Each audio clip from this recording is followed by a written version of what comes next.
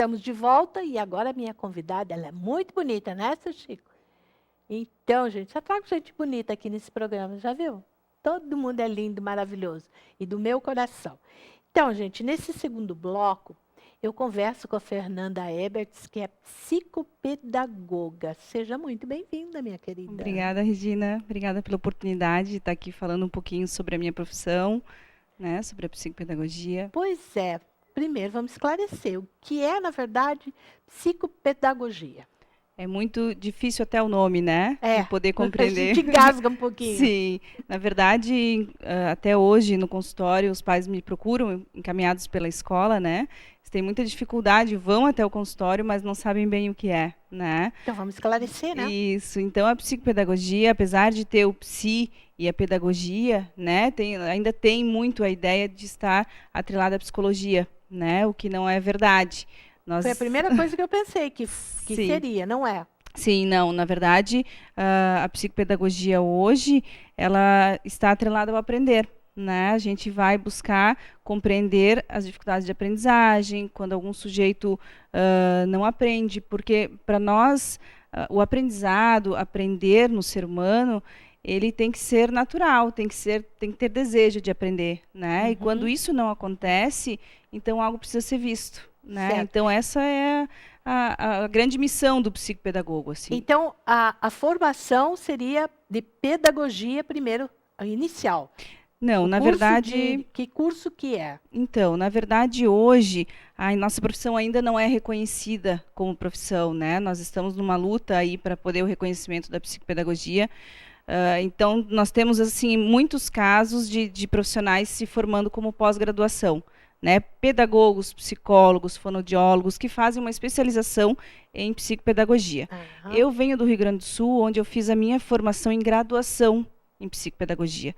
Graduação. Eu sou graduada, então eu não sou pedagoga, não sou psicóloga, eu sou psicopedagoga da primeira formação. Certo. Psicopedagoga. Isso. Muito bem. Uhum. São muitos profissionais da área ou não? Tem bastante profissional.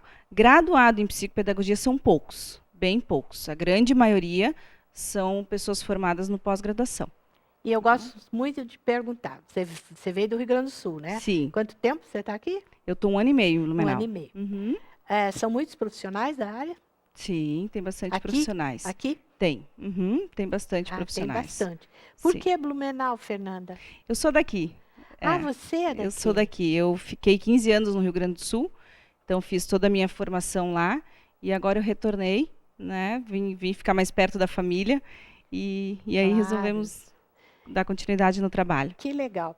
Então, essa é a sua área, psicopedagogia clínica. Isso. Porque tem a institucional também. Isso mesmo. Dá para diferenciar? Vamos falar um pouquinho sobre... Então, a psicopedagogia clínica, ela vai se debruçar quando já está instalada a dificuldade de aprendizagem no sujeito, né? Eu hoje estou trabalhando com crianças pequenas, né? A grande maioria no período de alfabetização, entre 6 e 7 anos. E a gente vai, então, tentar ajudar na dificuldade de aprendizagem já instalada, né? O psicopedagogo institucional, ele vai estar trabalhando na prevenção das dificuldades de aprendizagem. Ele vai estar dentro das instituições, vai trabalhar com os professores, com a equipe diretiva de uma escola, por exemplo, né? Uhum. Para que as dificuldades não se instalem, né? Certo. E quais são essas dificuldades, Fernanda? Então, são inúmeras, né? Qual é o maior número, vamos dizer, de dificuldades num consultório? Então, hoje, para mim, a minha realidade clínica tem um grande número de crianças com dificuldade na alfabetização. Né? Na alfabetização. Isso. O que a gente observa assim dentro do consultório? Que as crianças elas vêm hoje num processo muito complicado do seu desenvolvimento, né? Por exemplo, a gente sempre acha que o letramento é o início de tudo, né? Chegou no 1º ano, então essa criança vai se alfabetizar tranquilamente, que seria o natural, né? Só que a alfabetização, ela começa muito antes, lá na educação infantil, Sim. Né? Então, porque o aprender parece que é só letras, né? Só matemática, português. Isso acontece em um processo muito anterior, né? Por exemplo, uma criança precisa aprender a dar conta de si mesmo. Ela precisa aprender a ter autonomia antes de poder ler e escrever. Ah, não Né? envolve só a parte... Não envolve só as letras. As letras. Para ela ter condições de se alfabetizar bem, ela precisa ir passando por competências durante o desenvolvimento infantil, né? Ela tem que ir pulando etapas. Por exemplo, vou te dar um exemplo que acontece muito, assim. O nosso cérebro é muito sábio, né, Regina? Ele precisa se organizar, né, para poder chegar na fase do letramento, que é um processo bem difícil, não é fácil se alfabetizar, né? Uhum. Para ele conseguir se organizar, isso precisa vir desde o 0 aos 6 anos, né? A menina, por exemplo, quando ela está brincando, e aí a importância do brincar, que tantos especialistas falam, né, de poder as crianças brincarem mais, que hoje a gente está vendo uma dificuldade muito grande nisso, né? A questão da tecnologia, as crianças muito no tablet, no celular. Então, desde pequeno, né? Desde pequeno, crianças com 2 anos que ficam horas, né? Então, o que acontece? Para essa organização acontecer, a criança, durante o brincar, ela vai construindo toda a bagagem para poder chegar aos 6 anos e se alfabetizar.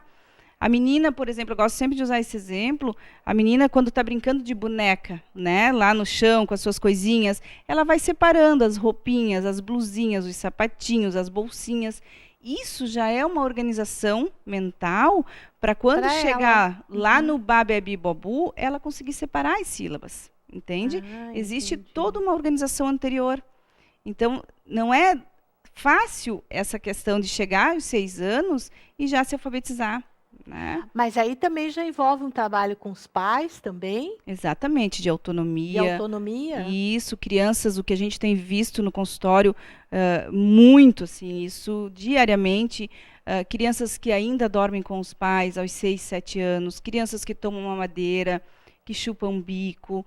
Parece que não tem nada a ver, né, Regina? Mas está tudo ligado com a alfabetização. Seria uma superproteção, vamos dizer? Também.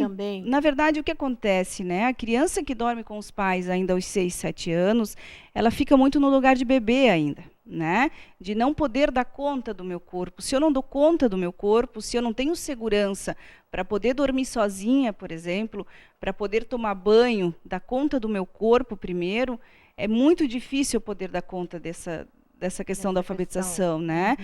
Eu sempre digo para os pais assim que 99% das crianças que têm dificuldade na aprendizagem dormem com os pais, né? Claro que não é uma regra, claro que não são todas as crianças que dormem com os pais que vão ter problema na aprendizagem, mas o que a gente tem visto na clínica é isso, assim, a dependência, né, de não conseguir se autorizar. Mesmo no seu berço, mas no quarto dos pais. Isso, a gente tem visto a insegurança, né? De não poder se autorizar a dar conta de si mesmo. Não deve ser fácil, né? Não é fácil para os pais. Não é fácil. É uma missão difícil. Dá medo, né? Enfim, de tanta coisa pode acontecer, né? Claro, Regina, o que a gente tem visto também, assim, hoje, uma supervalorização da infância, né? Onde as crianças podem muito mais do que as outras gerações podiam na infância, né? Então, as crianças hoje podem escolher o que querem, tem toda essa questão de diferente do que a gente vinha ver, né? Vendo, né? Então, vivenciando, Então, só que é um pouco antagônico, assim, ao mesmo tempo que a gente busca essa questão de valorizar a infância, né? Ao mesmo tempo que a gente observa isso, a gente observa também uma dependência muito grande das crianças, né? Junto com os pais, de não conseguir dar conta das suas coisas sozinho, né?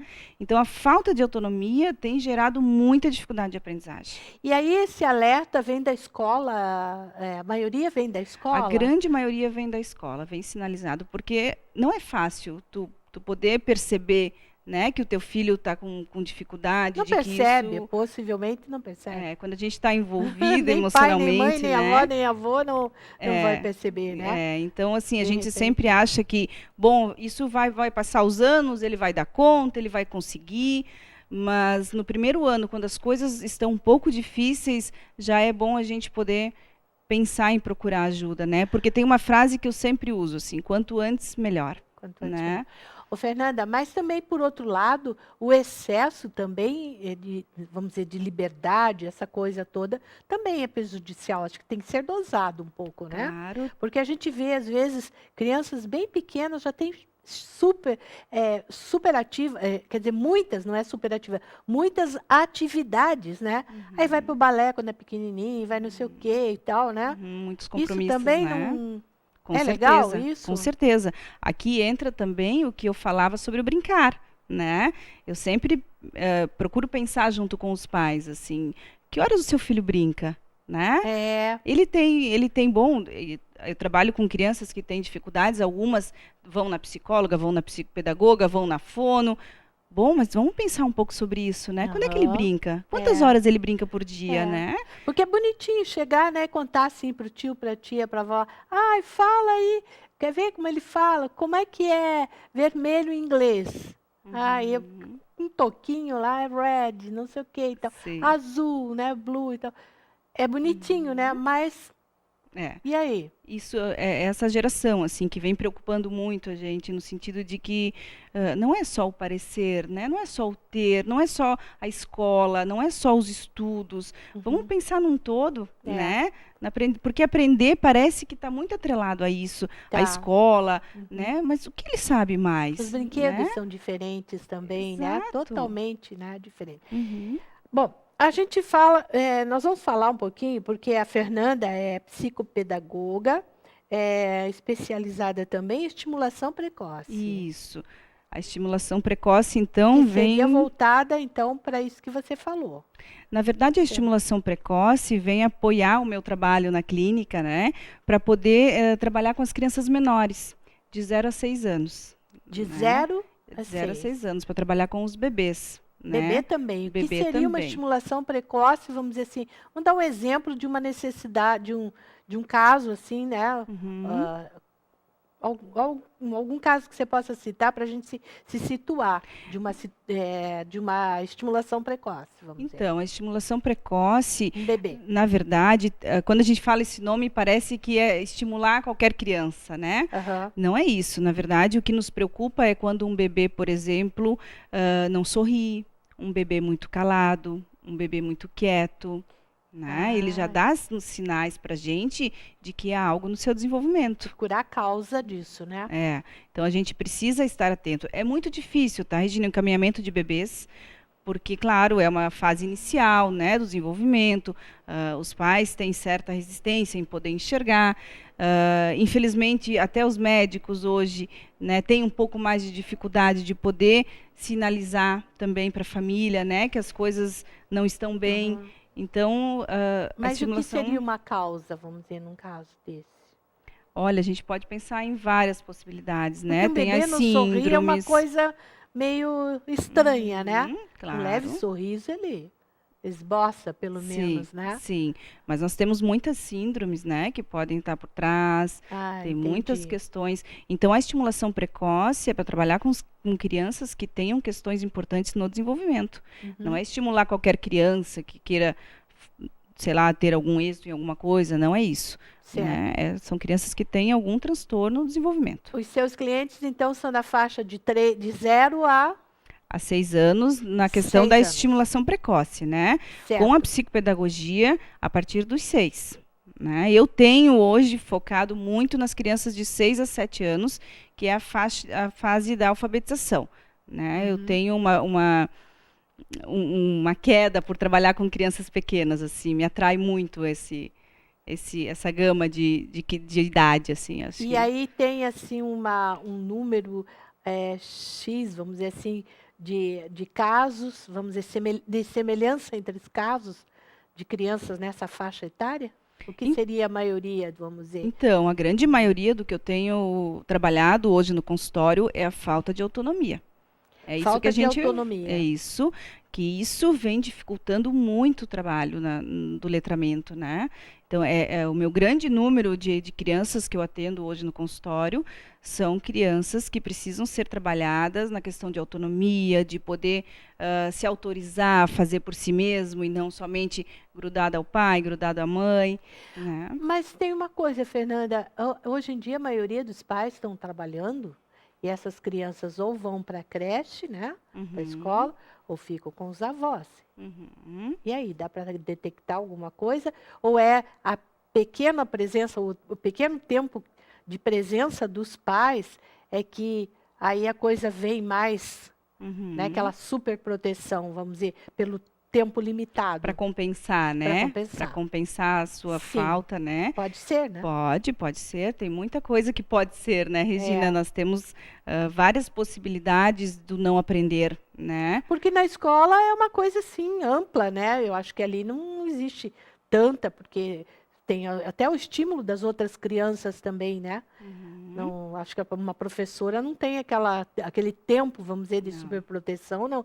Eles vão ter que se virar ali. Tem que se virar. Só que se a criança não está preparada, se isso não foi feito lá atrás, ela vai sofrer. Ela vai sofrer, ela não vai conseguir. Ela não vai, né? Não vai conseguir ir à frente.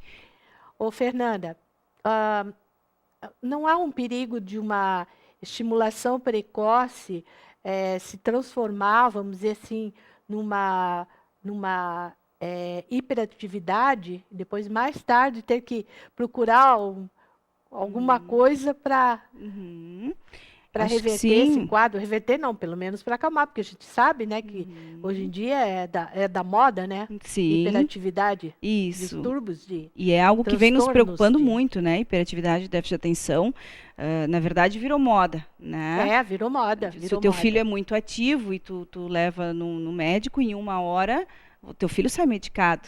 Né? Isso é uma preocupação dos profissionais muito grande, né? A gente precisa poder pensar um pouco nessa infância, né? Do quanto as crianças não têm mais hoje em dia como tínhamos para correr na rua, para brincar, para subir em árvore, né? As nossas crianças hoje não tem espaço, não tem tempo, estão dentro de apartamentos muitas vezes, né? E aí esse corpo não tem como poder descarregar toda a energia, extravasar, isso, né? Então a hiperatividade muitas vezes está por trás disso aí, né? A gente precisa poder entender um pouco isso e poder trabalhar muitas vezes sem medicação, né? Poder entender, ajudar um pouco essa família. Vamos tentar outro caminho que não seja a medicação, né? Não sou contra a medicação, acho que tem crianças que precisam, né? Existe essa questão da hiperatividade, déficit de atenção, mas a gente precisa ter muito cuidado com os modismos, né? É verdade, é verdade. Que mais que a gente podia fazer? Tem mais alguma coisa que você queira colocar? Vamos contar. Aonde é seu consultório? Meu consultório fica na Rua da Feirinha, próxima à Vila Germânica, atrás da blusa, ali da loja de na Mariana Bruniman. Isso, 202. Meu consultório é ali. Eu trabalho sozinha, não tenho clínica com outros parceiros, né? Trabalho somente eu. E qual seria, então, vamos dizer, que se não vier uma indicação da escola, qual seria um alerta para os pais, então? Você já falou sobre isso, mas vamos fazer mais uma observação a respeito, né? Até porque eu acho que a gente está aqui esclarecendo, está super esclarecedora essa entrevista, mas algo que você queira colocar mais, fazer aquele alerta, fazer um convite para conhecer o teu trabalho, né? Claro. Acho que a gente precisa poder pensar nessa questão da autonomia, né? Na questão principalmente nessa fase de alfabetização que a gente vem falando, né? É o que te preocupa, assim? É o que me preocupa muito, assim, porque as crianças estão muito infantilizadas, né? Elas estão cada vez, claro que não todas, mas as crianças, eu estou falando das crianças que têm dificuldade de aprendizagem, elas vêm cada vez mais bebês, né? Vem para o consultório e tu vai investigar e toma uma madeira e chupa bico aos 7 anos de idade. Então, esse alerta pode ficar para os pais, assim, do quanto a gente precisa poder deixar os filhos crescerem. Não é fácil. Tão bonitinho assim, não é fácil, mas também não é tão bonitinho assim, né? Continuar o resto. Até o linguajar, né? A gente vê crianças maiores falando como bebês, ou, né, como criancinhas menores, bebês não, como criancinhas menores, né? Isso mesmo, é bem, e é bem comum, Regina, a gente que trabalha nesse ramo, assim, de poder pensar sobre a infância, né, a gente tem visto muito essa questão de falta de autonomia hoje em dia, algo que nos preocupa muito, sabe, porque talvez em outras épocas não se via tanto, porque os nossos pais nos largavam mais e se vira. Tinha mais. E vamos lá, né? Liberdade até tem, mas eu acho que tinha mais segurança para isso. Talvez o mundo agora não ofereça tanto, né? Mas Isso enfim. mesmo, isso mesmo. Adorei, Fernanda. Não sei se você gostou Obrigada, também. imagina, é um né? prazer estar aqui, Regina, falando Então, um pouquinho sobre a psicopedagogia também, que é um pouco ainda não muito divulgado, né? uhum. Muitas pessoas não sabem o que é. Espero poder ter ajudado. Não, com certeza, foi bastante esclarecedor. Né, seu Chico, gostou? É? O seu Chico tem um netinho, né? Que é o Davi, é? Lindo o Davi, é? Muito lindo, esperto também, tá vendo? Então, prestou bastante atenção? Legal. Fernanda, muito obrigada pela presença, sucesso, parabéns pelo Obrigada. teu trabalho, né? Obrigada, E Regina. estamos à disposição. Tá bom, obrigada Tá a bom? você. Tá. Prazer. Nós vamos chamar os nossos comerciais, né, mais uma vez, e daí tem os nossos, mais uma entrevista, Dr. Marco Antônio Malchitsky, lá da Clinilab, Laboratório Santa Catarina, vai estar aqui com a gente para falar sobre, esclarecer sobre tudo sobre os exames, né, exames laboratoriais, numa entrevista super interessante, você vai gostar. Então vamos combinar, nós vamos chamar os nossos comerciais, nossos apoiadores todos, lembrando, né, Link Talento, Jansen Eventos, Blumenfeld Arranjos Florais, Clínica Nasser, Equipe SJ. E eu volto já já, não saia daí. Escova, hidratação, coloração, mega hair, penteados para cabelos curtos e longos, penteados do básico ao elegante. Embelezamento das suas unhas através do atendimento de pedicure e manicure com profissionais altamente gabaritados. Unhas postiças, maquiagem, aplicação de cílios postiços inteiros e cílios fio a fio. Equipe SJ, prontos para atender a todos. Nereu Ramos, 367, edifício Clínica Nasser Dermatologia, uma clínica moderna com alto padrão de atendimento em doenças de pele, cabelos e unhas. Também nas cirurgias dermatológica, laser terapia e dermatologia cosmiátrica. Clínica Nasser, telefone 3322-3143, a rua Hermann Ruscher 955.